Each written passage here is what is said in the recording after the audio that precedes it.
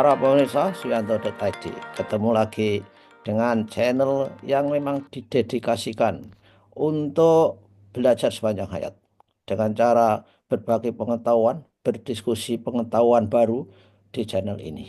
Nah, saudara, kali ini kita mendatangkan narasumber istimewa kita, Mas Heri Teguh Wiono MPD. Beliau adalah guru SMP Negeri 2 Karanganyar di Kabupaten Ngawi. Apa yang akan kita bagikan, akan kita diskusikan, kita berdiskusi mengenai bagaimana pembelajaran IPA di SMP dengan menggunakan pendekatan deep learning atau yang kita namakan pembelajaran mendalam. Nah, kita sapa dulu narasumber kita. Assalamualaikum warahmatullahi wabarakatuh, Mas Heri. Waalaikumsalam warahmatullahi wabarakatuh, bro. Ya, apa kabar Mas Heri? Alhamdulillah sehat di puasa hari kedua, Ya, semakin dan harus semangat, bro. ya, dan ini kesempatan untuk beribadah secara spiritual, puasa kita langsung untuk Allah dan juga untuk memperbaiki postur tubuh kita, Mas Heri ya. Dan supaya kita memiliki body mass index yang ideal. Nah, gimana Mas Heri? Untuk pembelajaran IPA di SMP dengan menggunakan deep learning approach. Mas Heri tentu banyak pengalaman akan hal ini. Silakan Mas Heri.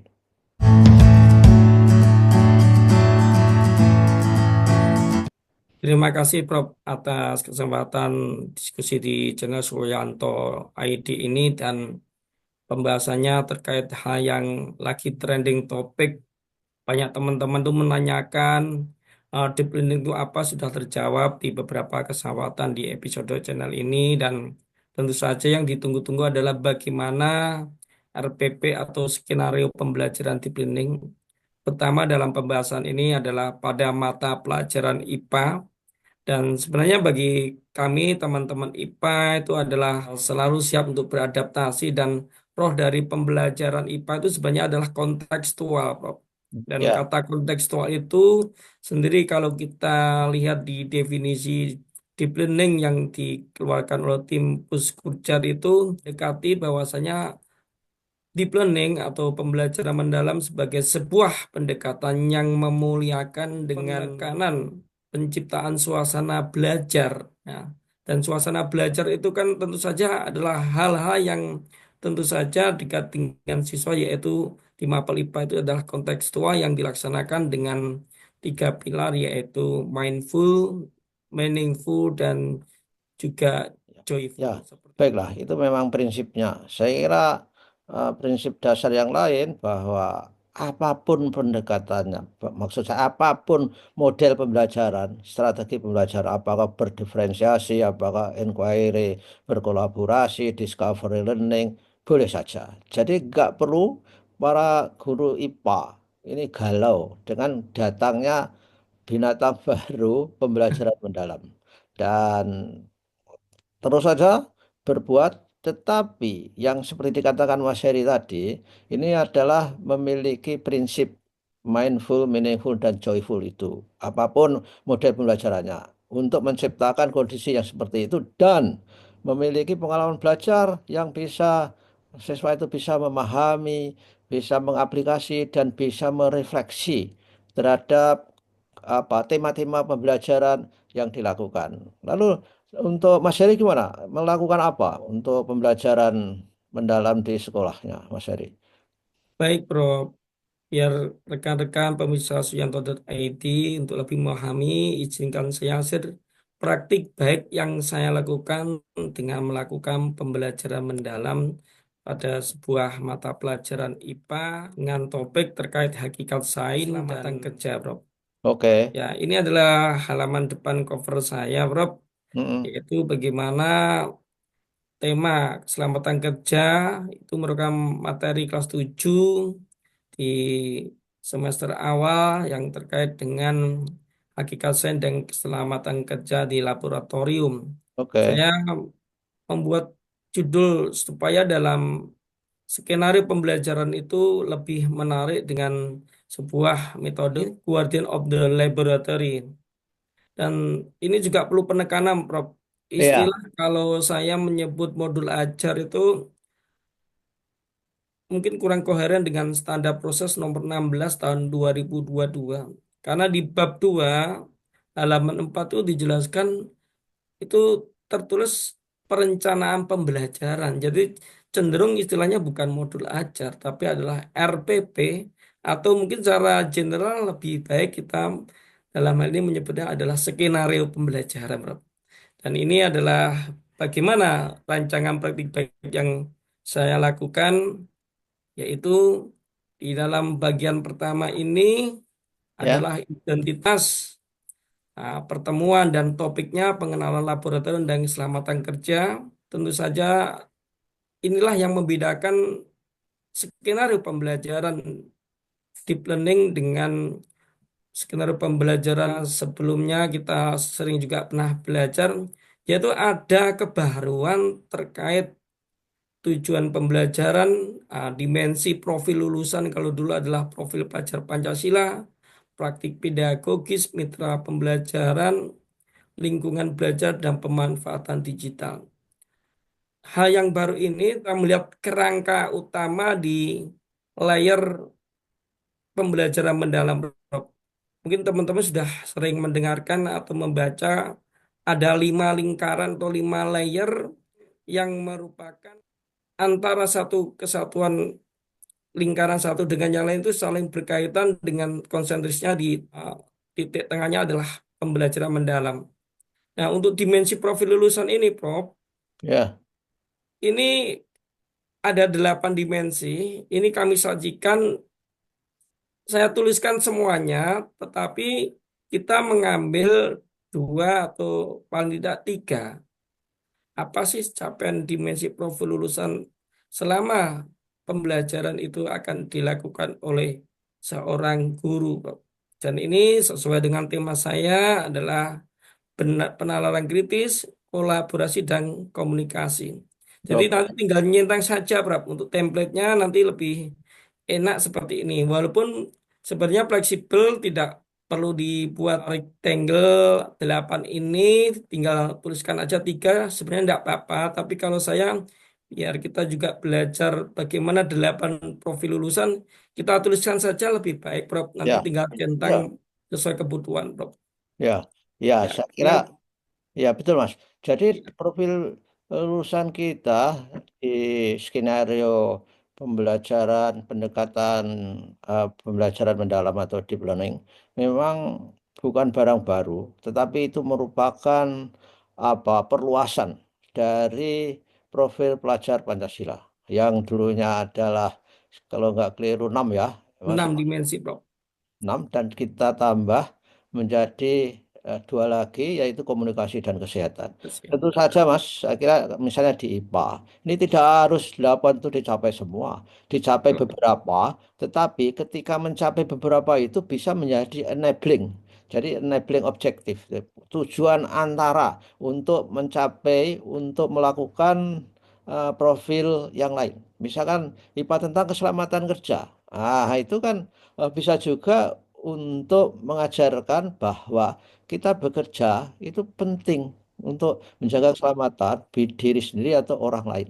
Nah, menjaga keselamatan orang lain itu kan juga eh, termasuk atau embedded atau implisit di dalamnya mengenai bagaimana profil kewargaan misalnya. Jadi menjaga orang lain itu juga sifat-sifat kewargaan yang harus kita tanamkan, bertakwa kepada Tuhan Yang Maha Esa. Itu kan juga prinsipnya ada nilai-nilai yang harus kita tanam kepada siswa supaya bisa berbuat baik kepada orang lain yang dalam istilah kita sehari-hari seperti hablu minanas, hablu minallah dan sebagainya itu. Itu kan bisa terjadi Mas di IPA saya kira ya. Bisa ya? Ya, Prof. Dan ini harus kita include-kan di awal sebagai bagian perencanaan utama. Dan kita tetap mengacu kekasan atau karakteristik yang ada di kerangka pembelajaran mendalam, di mana kalau 8 dimensi profil lulusan ada di lingkaran atau layar bagian kedua, Prof. Ya. Dan nanti kalau kita lihat lebar lagi, ada yang namanya yang ketiga tadi adalah praktek pedagogisnya, Prof. Ini saya tampilkan lagi untuk Ya, praktek oke. pedagogis. Oke. Ya, Ya, bisa. praktik pedagogis itu adalah sebagai strategi mengajar yang dipilih guru untuk mencapai tujuan belajar dalam mencapai 8 dimensi tadi, Prof. Ini Ya. saya tunjukkan. Nah, di dalam topik pembelajaran saya tentang pengenalan laboratorium dan keselamatan kerja ini, strateginya adalah dengan pembelajaran dan dilakukan dengan diskusi kelompok dan nanti ada simulasi dengan sebuah aplikasi yang saya buat, kemudian eksplorasi lapangan bagaimana mengkoherensikan bagaimana di lingkungan sekolah kami sering terjadi kebakaran hutan, Bro. Nah, siswanya Oh juga ya. tinggal di pinggir atau di sekitar hutan, Bro. Jadi Oh, saat saya memantik siswa pada saat pertemuan di awal, siswa coba anak-anak lihat di Google Earth atau Google Map-nya. Jarak antara misalnya titik A ke B atau jarak dari rumah ke sekolah itu kok berapa jaraknya dan apa yang kamu lihat? Ternyata siswa merespon begini, Bro. Pak, hmm. itu kok ada titik-titik merah apa? Nah, sekarang kamu lihat keterangannya di aplikasi Google Map-nya itu apa, nak? Nah, lupa ini ternyata titik api yang ternyata saya melewatinya, Bro. Dan Oke. ini saya sebuah memantik siswa bagaimana lingkungan siswa yang sering dialami itu saya tarik ke dalam pembelajaran sehingga siswa akan menjadi lebih tertarik. Nah, ini ada di praktek pedagogisnya, Bro. Ya. Oh, Kemudian yang khas di dalam pembelajaran mendalam di Mapel IPA ini adalah kita menginkludkan yang namanya kemitraan pembelajaran atau mitra pembelajaran. Jadi nanti dalam pembelajaran yang saya lakukan ini, Prof, selain belajar di dalam kelas, melibatkan juga bagaimana masyarakat di sekitar lingkungan sekolah ataupun yang sering ke hutan itu kalau melihat kebakaran itu apa yang dilakukan. Dan tentu saja kita menggait sebuah mitra yang secara formal yaitu KPH Perum Perhutani, Prof. Jadi nanti oke. siswa setelah belajar di awal terkait dengan hakikat sains dan hubungan antara terjadinya kebakaran itu mencari informasi ke dalam sumber yang dimasukkan di sini adalah mitra pembelajaran. Seperti itu. Kemudian gagasan selanjutnya selain lingkungan pembelajaran adalah bagaimana di dalam pembelajaran IPA di deep learning atau PM ini adalah memanfaatkan digital ya. Jadi pemanfaatan digital ini sebagai including teknologi digital yang memegang peran penting. Jadi saya memasukkan ada aplikasi simulasi keselamatan kerja, Prof. Mungkin episode selanjutnya ini kalau dijelaskan sampai asesmen tidak cukup, Prof. Ini dari pengantar bagaimana membuat dari awal um, skenario pembelajaran mendalam yang terkait dengan mata pelajaran IPA. Kemudian ada aplikasi Word dan Padlet. Kemudian untuk langkah-langkah selanjutnya, Prof. Ya, Ya. setelah mitra pembelajaran, lingkung pembelajaran dan pemanfaatan digital. Nah, inilah kegiatan yang kami lakukan, Prof. Jadi tidak bisa untuk kita menginkludkan pembelajaran itu satu pertemuan itu saya rasa belum, Prof.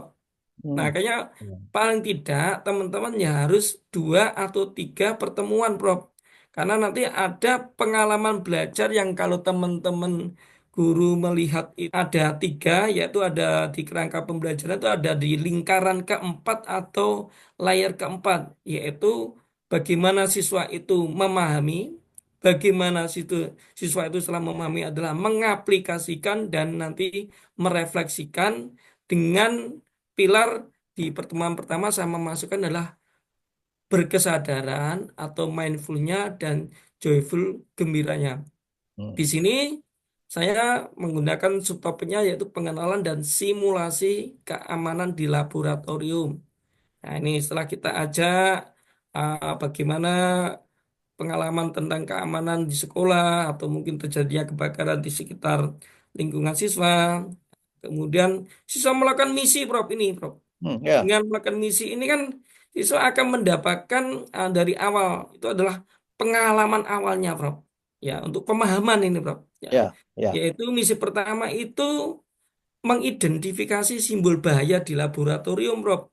Hmm. Anak-anak nanti bermain simulasi kalau ada simbol kayak mohon maaf tengkorak itu ternyata oh ternyata ini zatnya beracun, Prof. Nah, kemudian ada simbol nyala api, ternyata mudah terbakar. Dan Hmm. tentu saja misi selanjutnya adalah memilih APD atau alat pelindung diri dan terutama yang ketiga adalah penguatan di simulasi keselamatan kerja. Dan di sini saya menginclude digitalisasi tadi, Prof, yaitu dengan aplikasi Guardian IPA dan WorldVet itu di aplikasi yang pertama. Seperti itu, Prof. Itu untuk yang pertemuan pertama. Jadi tidak langsung simultan tiga pengalaman belajar itu dicapai dan Ya. tiga roh mindful, meaningful itu muncul tidak bisa, Prof. Mungkin di pertemuan pertama itu satu atau dua pilar mindfulnya atau eh, joyfulnya seperti itu, Prof.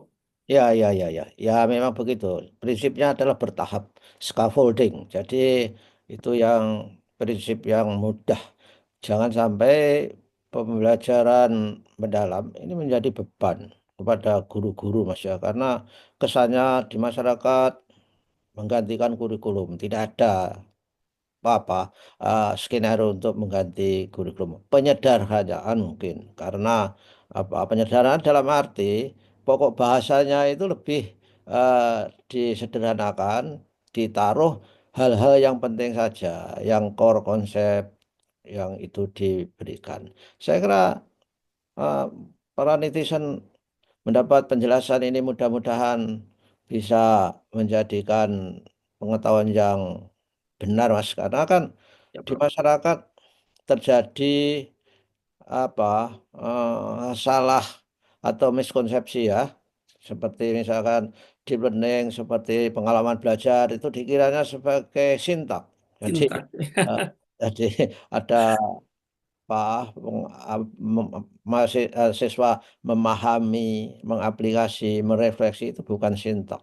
Itu adalah pengalaman yang dicapai akibat dari proses belajar yang menggunakan metode atau model-model belajar yang seperti saat ini guru lakukan.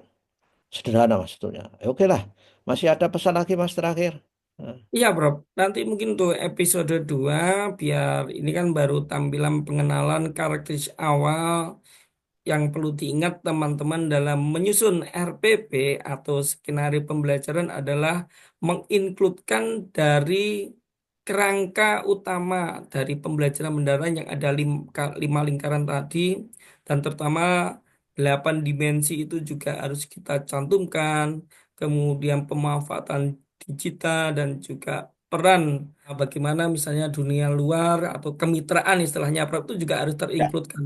ya, Tapi walaupun nanti misalnya, loh, ada sih materi yang tidak terkait digital karena kondisi daerahnya itu tidak memungkinkan.